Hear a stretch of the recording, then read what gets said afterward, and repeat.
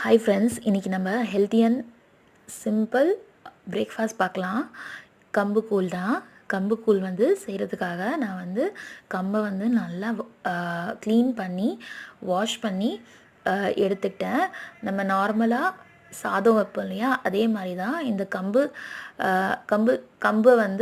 சாதம் வைக்கிற மாதிரி தான் தண்ணி போட்டு நம்ம அடுப்பில் ஏற்றிடணும். அடுப்பில் ஏற்றிட்டா நல்லா வெந்துடும். நம்ம சாதம் ஏற்றுற மாதிரி தான். சாதம் நம்ம எப்படி ஒரு சாப்பாடு கொஞ்சமாக நம்ம நசுக்கி பார்த்தோன்னா அது வெந்திருக்கா இல்லையான்னு தெரியும். அதே மாதிரி தான் கம்பை நீங்கள் நசுக்கி பார்த்தா நல்லா சாப்பாடு மாதிரியே வெந்துடும். அது வெந்த பிறகு நம்ம என்ன பண்ணோம், அந்த தண்ணியெலாம் வடிகட்டக்கூடாது. அப்படியோடையே இன்னும் கொஞ்சம் தண்ணியை ஆட் பண்ணி நம்ம நைட்டு ஃபுல்லாக அதை புளிக்க வச்சிடணும். புளிக்க வச்சோன்னா காலையில் ஏந்து பார்த்தோன்னா இந்த மாதிரி கட்டியாயிடும். கொஞ்சோண்டு அந்த கீழே எல்லாமே படிஞ்சிரும். அந்த டைமில் நம்ம எல்லாமே திரும்ப கலக்கி விட்டுட்டு கொஞ்சம் தண்ணி அந்த தண்ணி இருக்கும் இல்லையா, அந்த தண்ணி வச்சுட்டு ஸ்ட்ரெயினரில் வடிகட்டி கம்பை மட்டும் எடுத்து மிக்சியில் போட்டு நம்ம கிரைண்ட் பண்ணிக்கணும். பல்ஸ் மோடில் வச்சு அந்த மாதிரி கிரைண்ட் பண்ணிவிட்டு திரும்ப அந்த தண்ணியிலேயே நம்ம வடிகட்டின தண்ணியிலேயே திரும்ப கம்பை ஆட் பண்ணிடணும்.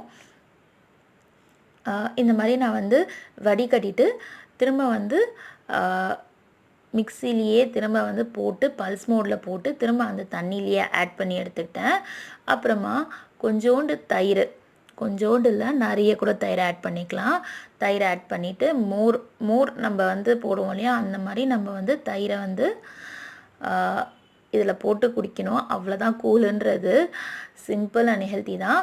இப்போ இந்த தயிரையும் நான் ஒரு பல்ஸ் மோடில் போட்டு திரும்ப கம்பு அந்த ஸ்ட்ரெயின் வடிகட்டின தண்ணி அதெல்லாமே போட்டு ஆட் பண்ணிவிட்டு கொஞ்சோண்டு உப்பு போட்டு நல்லா மிக்ஸ் பண்ணிக்கிறேன். அப்புறமா வெங்காயம், இது மோர் மிளகா, வெங்காயம் தனியாக மோர் மிளகா தனியாக அரிஞ்சு வச்சுருக்கேன். வெங்காயம் கூட இதில் ஆட் பண்ணிக்கலாம்.